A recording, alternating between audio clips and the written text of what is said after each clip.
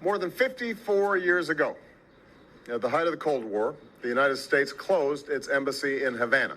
Today, I can announce that the United States has agreed to formally reestablish diplomatic relations with the Republic of Cuba and reopen embassies in our respective countries.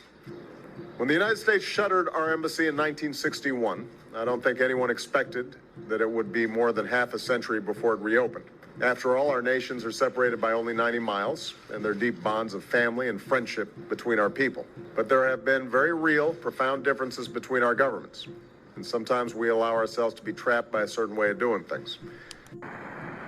Next, testimony on U.S. relations with Cuba and the response to attacks on U.S. embassy staff in Havana. Cuba maintains close relations with Russia and China, providing these actors with influence platforms to foment an anti-American agenda. I was just sitting at my desk, and I hear this chirping sound, like cicadas. In June 2017, President Trump announced change in the U.S. policy towards Cuba with the issuance of the National Security Presidential Memorandum. This action rolled back key parts of the Obama administration's failed Cuban policy.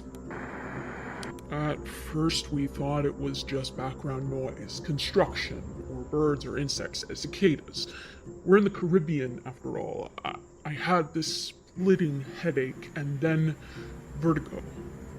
I stood up to move away from the window, and it's... Thank you for the opportunity to testify before you on the Department of State's efforts to coordinate a multi-agency response to the unexplained health attacks that have affected some members of Embassy Havana's diplomatic... Hey Siri, send a voice note to the Menendez group chat. Go ahead.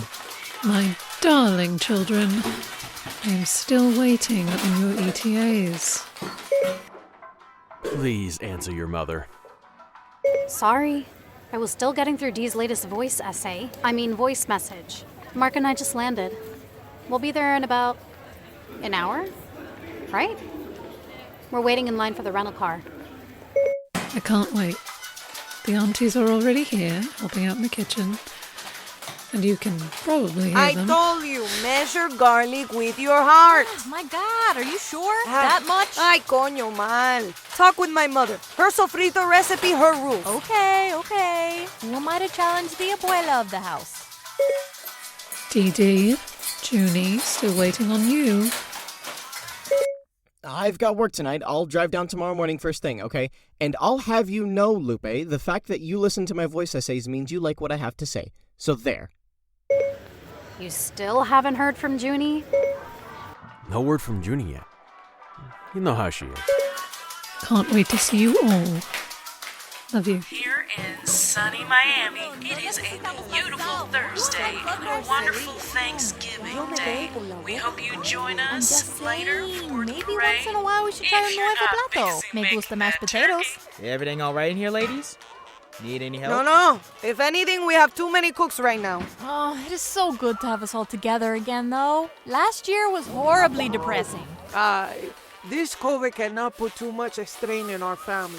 We've been through much worse. Is that your wife who's screaming like a banshee outside? Lupe's a menace on the soccer field. Why do you think I escaped for a beer? We've been split in ways that a simple bacteria cannot imagine inflicting. It's a virus, Abuela. Ay, Mommy, please. We know. I'm heading back into the fray. We only had each other. We came with nothing. No, that's not what I mean. It's important that family comes back together, no matter what the world throws at us. Okay? We know. Do you? Because Mariano. Ay, Claire, mi niña linda. Ay. Where is Juniper? Lupita. Lupe. She's playing soccer outside with the kids. Dee, your sister just texted the group chat. It's a voice memo. Probably letting us know where the hell she is. Can you listen to it for me and just let me know what it said? She's probably just stuck on I-75, Claire. You should have told her to leave earlier. Thanksgiving traffic is hell. Where'd you say Juni's coming from? Oh, who knows with that one, Mal. One month she's in Asia, and the next month I hear German in the background of all her calls. Miami is just a pit stop with her. I bet she loves it. Your kids were so lucky, exploring the world like that so young. Hi, Mom. Dad. Dee. Lupe. I am sorry. I am so sorry, but I don't think I'm going to make it for Thanksgiving. I've been caught up. I don't know when I'll be back. If I'll be back.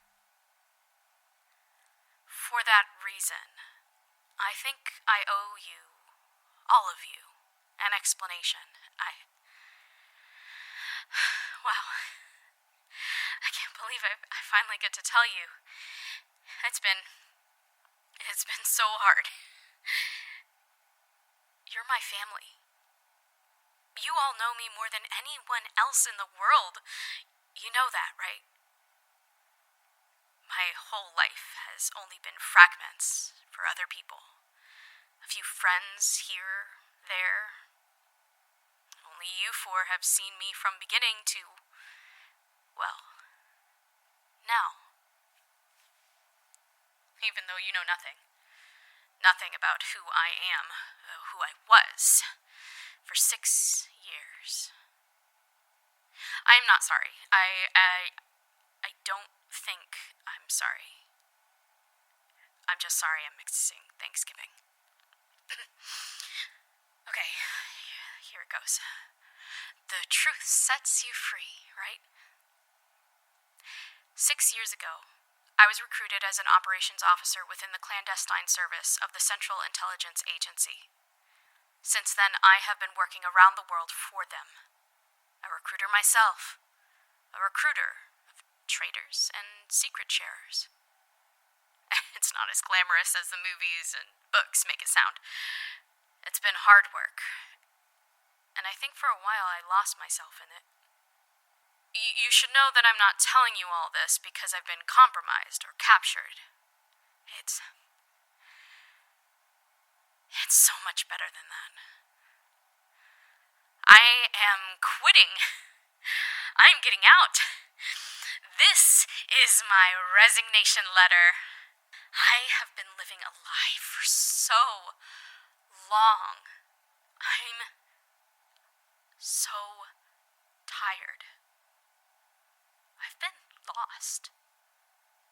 I don't know who I am anymore, what I am behind this mask, this persona I created to peek around curtains and through windows. Who would have thought? After all this, that it wasn't a dirty bomb or fucking sexual harassment at the farm that got me out. Illegitimis non cobrandum and your little dogs too. I need to find the source, the truth. I know how to find it. Where to find it? It's not psychosis. Don't let them tell you that. So I'm sending this before they can get to you, before they even know where I went. Lupe, if you see the company, you know what to tell them. Mom, Dad, I am so sorry. I know I didn't tell you everything. I know you suspected what I was. I'm so sorry for lying to you. I had to. It was my job. You understand that. Better than anyone else I know. Dee, I love you. I hope you find your own truth soon. Don't give up. Walk 3,000 miles if you have to. Maybe I'll be back in time to hear it for myself. I need to go now. I don't know when I'll be able to speak again. It sounds like...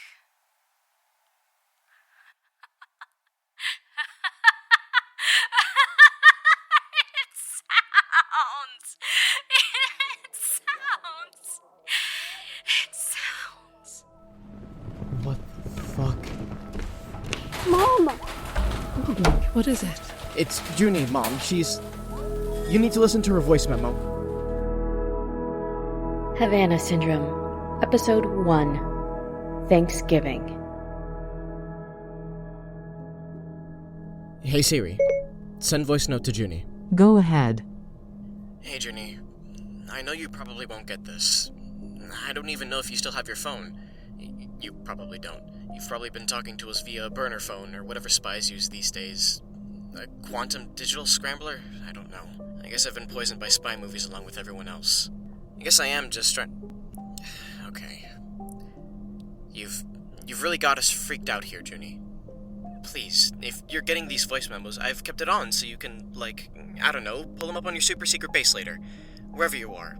Please, just let us know you're okay. Voice note sent. I'm trying really hard not to be angry at you, Juni.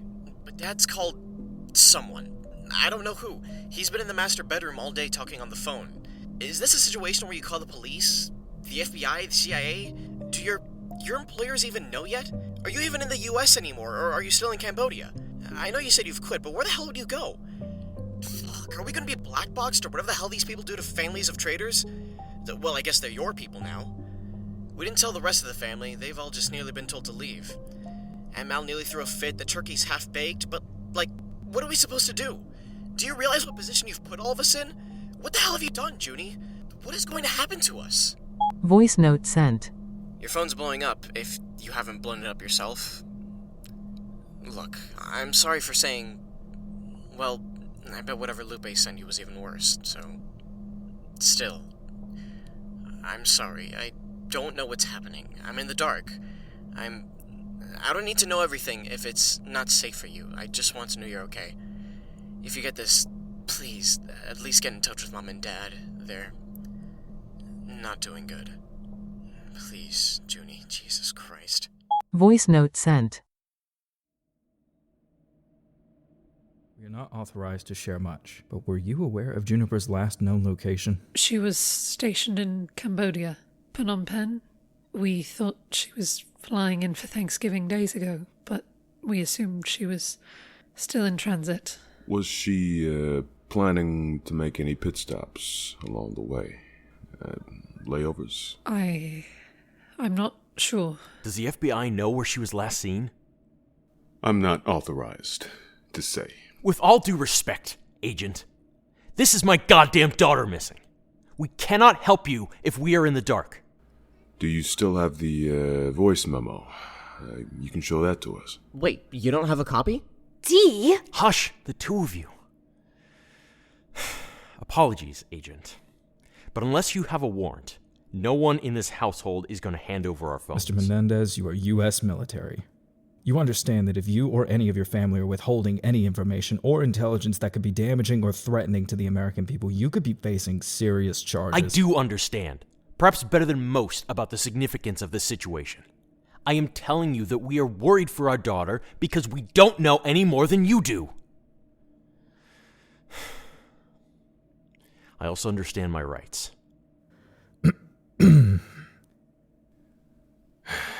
The last place Juniper is suspected to be seen is Havana. What? Wait, Cuba? Havana? Cuba? No way, Havana, Havana, Cuba? You've got to be kidding. Hold on, Juni had mentioned a sound. Something she's looking for. Peter? Are you thinking this has to do with that thing, the sound weapon affecting people? Havana Syndrome? What's Havana Syndrome? I cannot divulge any more information at this point. It could really help us if we could get access to the original voice note she shared with you. I'm sorry, sir. If you want us to answer any more questions, please return with a warrant. Is there anything else? If Juniper reaches out to any of you, we highly recommend that you call us. Immediately. You can be reached at the number on this card. The sooner we get more information about Juniper, the sooner we can find her. We also advise you to not leave the country for a few days as we continue our investigation. Wait, that's not possible. We have a flight in 2 days. Babe, it's fine. This is important. No, it's not fine. I don't want to be barred from going home because Juni decided to go AWOL. Lupe, right? Why don't we talk outside? Then we'll be on our way. Fine. Lupe, you should wait for a lawyer. No, it's fine. I'll walk them out. D, where are you going? Wait, are you recording? No. I mean, recording cops isn't a crime. Turn that off. Delete it now. Florida is a two-party consent state. That's a felony. Oops. You're really gone, aren't you? Some people came by just a few minutes ago. FBI. They didn't stay long. Thank God. I really thought they were all going to take us to some black site. They said that they were worried about you, that you had left your duty station, that you were acting strange before you went AWOL. They were both nice about it, but I don't know. I won't describe them. I think that's probably good informational security or whatever. I felt like all the politeness was perfectly manicured, you know? I don't know why I'm still talking to you like this. They said they knew we were sending messages to Juni's phone. I don't think they knew the content, though. They need, like, some kind of warrant or subpoena to get all that. Dad was also polite, all the calm military, yes sir, yes ma'am, right? But he told them that he wouldn't hand over any of our phones unless they get a warrant. Even for CIA operations officers. I guess the arm of the law still reaches people like you, Juni. They didn't exactly tell us to stop trying to contact you, only that if you respond that we should call a number they left behind with Dad. They were all like, anything you can tell us about what we know about Juniper, the sooner we can find her. We'll keep in touch. We advise you not to leave the country. You know, stuff like that. Lupe was a little concerned about them not leaving the country part. She and Mark want to be able to get back home, but, well... Anyway, the spooks mostly just wanted to talk with Mom and Dad. I don't know anything, and they clearly knew it, so they really didn't have anything to ask me. They talked with Lupe, though, alone, by their car before they left. Whatever Lupe knows, I don't think it was helpful to your colleagues. Wait, are the FBI your colleagues? Whatever. I watched as Lupe talked with them. They had weirdly calm expressions, and Lupe just seemed agitated. What does she know that I don't? Did you tell her what you were planning to do? She wouldn't tell me after they were gone. Mom is bugging her about it, too. They're in the living room now. Dad didn't say anything. He's back in their room, probably trying to find some friend of his to go full SEAL Team 6 and root you out. Carefully, obviously. So, that's that. That's all I know. A pittance. No one else is talking to me. Dad says it's better if fewer people know what is going on. Even me. I know you wouldn't have told Baby D anything. I know why, too. It's just... I wish you gave us something. A clue. Like you gave Lupe. If that was a clue. What's Havana Syndrome? What's the company? What is the weapon, or non-weapon, like you say? Are you getting us into some crazy international incident? Are we heading into the Cuban Missile Crisis or something? I guess none of these questions matter if no one is willing to let me in on the secret. It's not fair, Juni. It's not fair. Voice note sent. It's Black Friday now. I have always loved Black Friday. Everyone else is exhausted after filling themselves on turkey and pork and Abuela's famous arroz y frijoles negro. All the dancing and rum and soccer and football. Only the most brave among the Menendez family head out to go shopping. Otherwise, it's a chill morning after. A gentle one. For us, in Miami, with our family. Yeah. Thanksgiving has always been more like Christmas than Christmas, you know? That's what you said, right? That we know more than anyone else?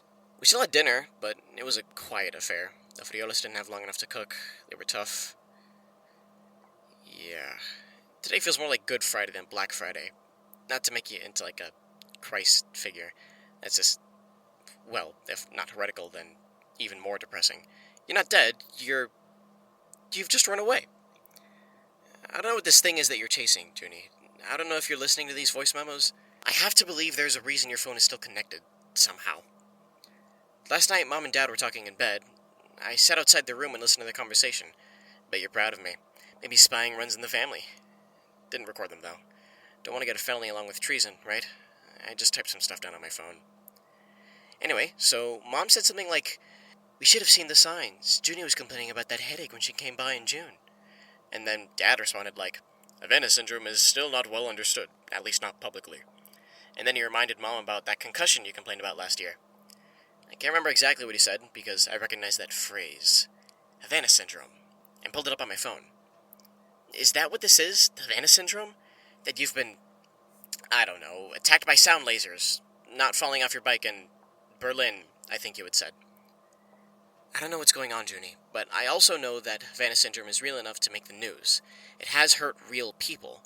Enough that they couldn't cover it up or brush it under the rug. It's serious.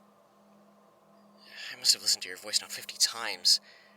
I know you told us straight up that whatever they said happened to you would be a lie.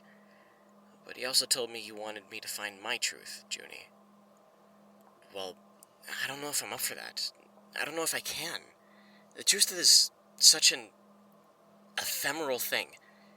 You're always better with those things, those esoteric beliefs. You're always the one to believe in conspiracy theories, fairy tales. My sister is missing. That is real. This disease, if you are suffering from it, it's real. The consequences of you leaving the CIA, Juni, it's real. I know you hate asking for it, but you need help. I don't know how, but there has to be something you've left behind. Some kind of clue. If it exists, I'll find it. I am going to find you, Juni. Voice note sent.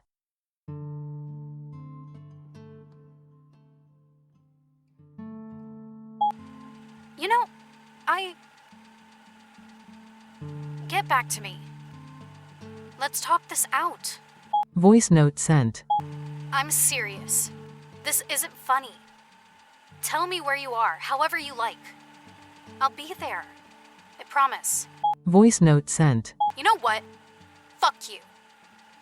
After that visit, you're just gonna... vanish? Voice note sent. Fine. Be dramatic. I'm done helping you. I'm gonna tell the cops everything. You did this to yourself. Fuck. Screw you, Juniper. Voice note sent. Hey, babe. I'm just sitting in the car. Don't worry, I'll be back in a minute. Love you. Voice note sent. Fuck! God. Fuck you! Fucking ungrateful, stupid, reckless? No! I'm not your keeper. This is it. I'm done.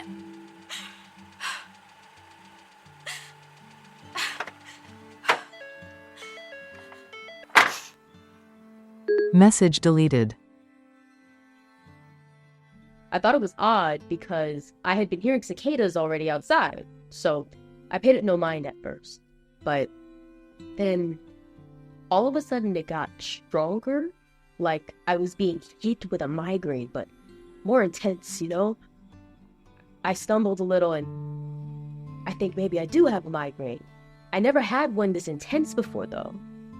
So I go down to the clinic in the embassy and, well, asked if I had been drinking enough water, which I know, it's obvious, but this is summer in the Caribbean, it's hot.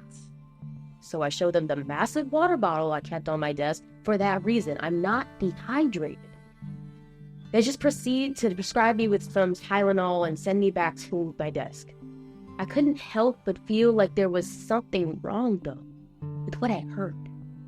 And I couldn't shake this dizziness, not after an hour or so. And now the dizziness didn't subside, and I went to my supervisor, but he just told me to go home, get some rest. Maybe it's the hormones. They keep telling me maybe it's the heat, but it wasn't. I know what happened to me, and it only started after that day, that sound. And my dizziness, headaches, wouldn't go away. Not after a day, not after a week. Now I'm having troubles focusing at work. I have to take more days off. I knew I wasn't crazy. I started talking to some of the other families in the embassy. Turns out, I wasn't the only one who heard that sound. We decided to take it higher, since everyone else wanted to brush this off as hysteria, as a bunch of folks who were dehydrated or hungover, but we're not. There's something strange going on, and no one seemed willing to do anything about it until we spoke up. I know as well as anyone else how important it is to keep things under wraps. But this needs to be investigated. Otherwise, I Otherwise, we might not ever know what this actually is.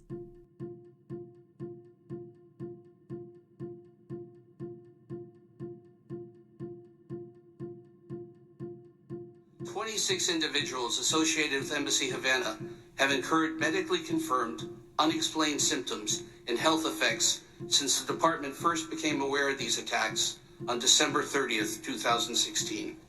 Reported acute symptoms have included dizziness, headaches, tendinitis, fatigue, visual problems, ear complaints, hearing loss, and difficulty sleeping. I very much appreciated, but one of the things we talked about were the attacks on our diplomatic personnel in Cuba and China and some other locations. State Department personnel and others become victims of mysterious attacks. It was for a while called the Havana Syndrome, and a number of us have been quite concerned that we still don't know the source of those attacks. We still don't potentially have a full medical diagnosis. If you recall, initially the thoughts were that this was some sort of acoustic attack. The symptoms initially appear to be localized to the acoustic, the ear system. In the summer of 2018, I took a job with the U.S. State Department and was subsequently relocated to near the U.S. Embassy in Havana, Cuba. I was accompanied by my then wife and newborn child, my son. The government they set us up with a real nice 2-story powder blue bungalow. It was beautiful. My wife loved it. It had a nice fenced-in yard, the palm trees, and just the whole 9 yards. It was almost like a vacation that just never ended. We were quite happy there.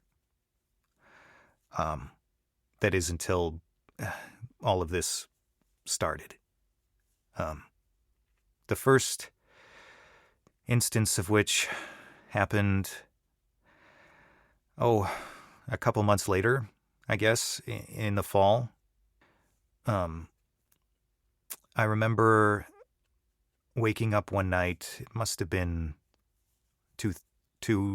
between 2 and 3 in the morning.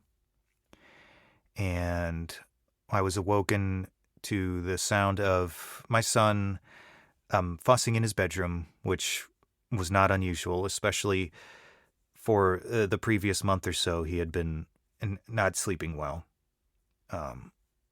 And I remember looking at my wife, she was still asleep, and she wasn't feeling well at all either those previous few weeks. So I took it upon myself. I figured if my son didn't get himself back to sleep, I'd be the good dad, right? And make the bottle and get him back to sleep, all without disturbing my wife. In those 10 or 15 minutes I laid there waiting to see if my son would fall back asleep, I started to, as I woke more, I started to realize that this sound, and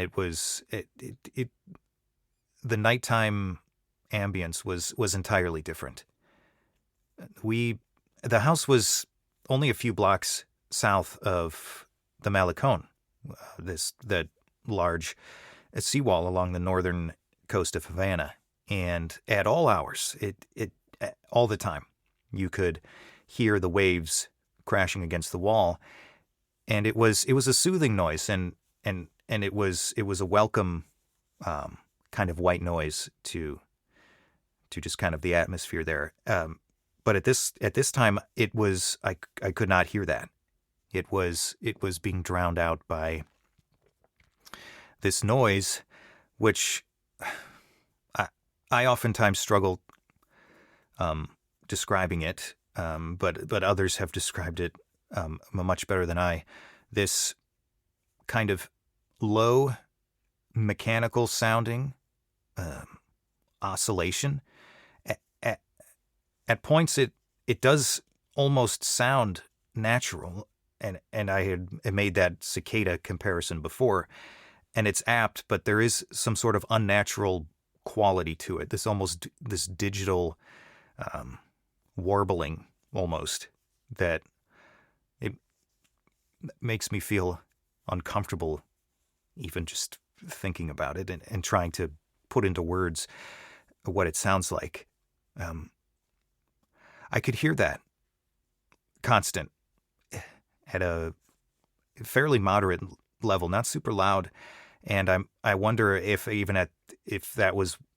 my son was what woke me up, or if it was this noise. But my son didn't fall asleep on his own, so I went to go check on him in his room, and as I neared his door and got closer to his room, the sound intensified, and it became louder and louder until I'm standing in his doorway looking at his crib, and the sound was almost overwhelming at that point. And I thought it best at that time to remove my son from the room.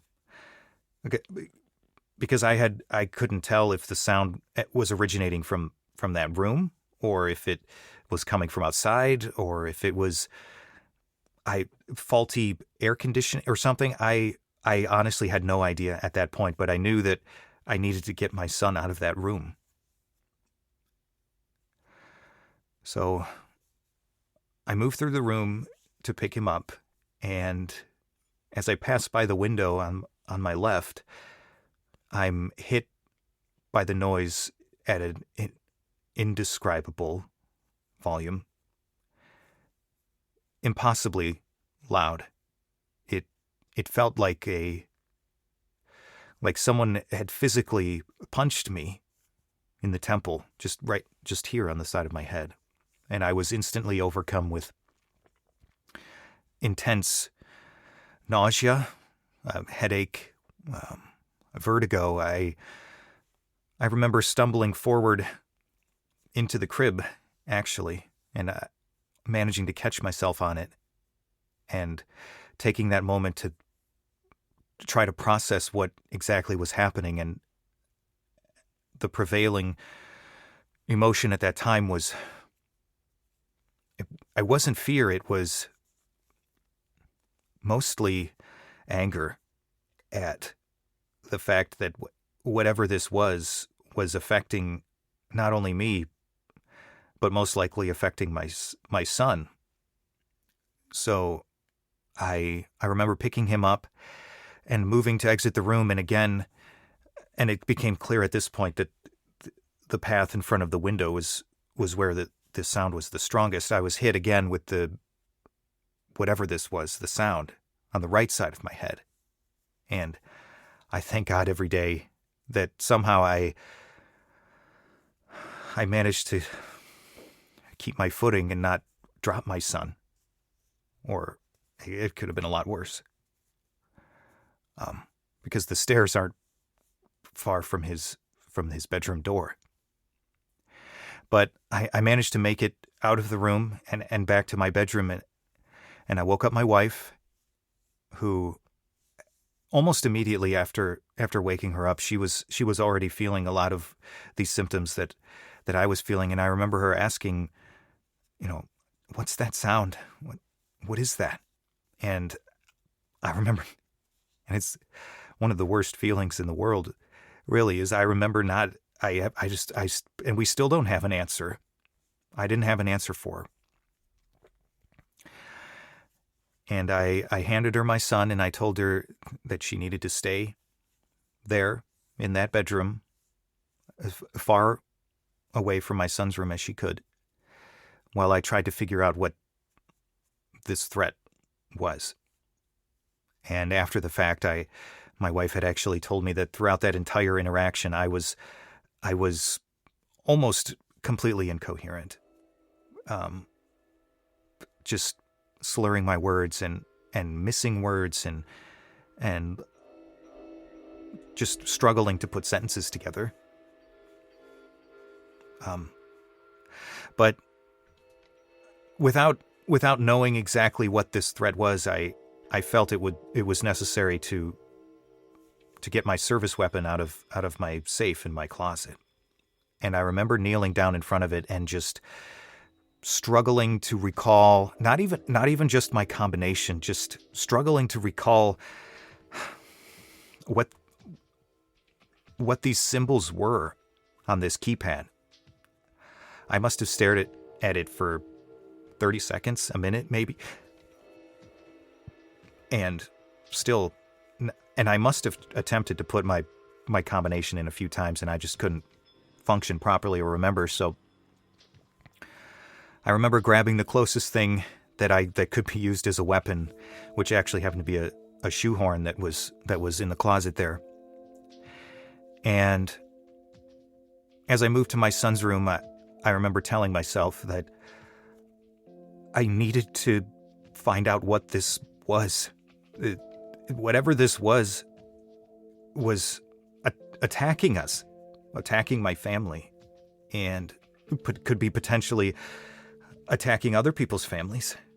And as I moved towards the window to open the blinds and try to see exactly what was making this noise, it hit me again, and just square dead on. And I remember just doing my best to withstand it and open that window, and I just couldn't. It was just overwhelming. And I remember falling to a knee and moving off to the side and just feeling defeated and confused and scared for me and my family. And before I could even think or figure out what I was going to do next, it stopped.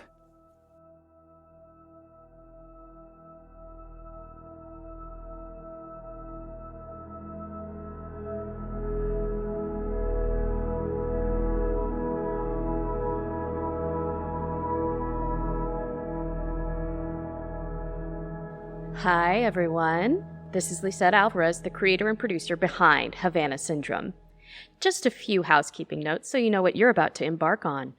Havana Syndrome is a 12-episode audio spy thriller and alternative reality game. That means there are virtual and, yes, in-person puzzles to explore and find. Our first geocache opens in Crosstown Arts in Memphis, Tennessee on December 6, 2024 from 5 to 8 p.m. I'd love to see you. I will be hosting a reverse escape room experience where you will be breaking into Juniper's abandoned office. With that being said, the virtual clues are already here. We will be releasing episode 2 tomorrow, Black Friday, and the rest of the episodes every Thursday through February 6th. I suggest you pay attention to the outros in the coming weeks. More clues will be revealed for those who would like to dive deeper into the mystery of Havana Syndrome. If you would like to get a bit of a behind-the-scenes peek, I recommend you check out our recent audio documentary podcast, Once Upon a Time in Havana, the story of how I was the first person in my family to go back to Cuba in over 60 years. Finally, this season has been entirely self-funded. If you are already hyped up for more seasons, like I am, you can support us by becoming a patron on Patreon, or head over to our shop on our website and checking out the merch, including hand-printed t-shirts, posters, and even an in-universe puzzle box. The puzzle box is currently discounted 60% on our store in celebration of our premiere. Stay tuned, stay connected, and of course, thank you for listening. Dimitri Menendez is played by Ralph Ruiz. Guadalupe Menendez is played by Adriene Arce. Claire Menendez is played by Emily Buza. Peter Menendez is played by Andrew Dos Santos. Mark Williams is played by Nick Folson. Aunt Gloria and Abuela are played by Yenni Ann. Aunt Mal is played by Jayme Mantos. Special Agent David Foreman is played by Brendan Adams. His fellow FBI agent is played by Jacob Beals. Havana Syndrome Victim 1 is played by Nashya, Shiwdin, Havana Syndrome Victim 2 is played by Ken Dillon. Juniper Menendez is played by Lisette Alvarez. Havana Syndrome is written and produced by Lisette Alvarez. This is a Stormfire Productions podcast.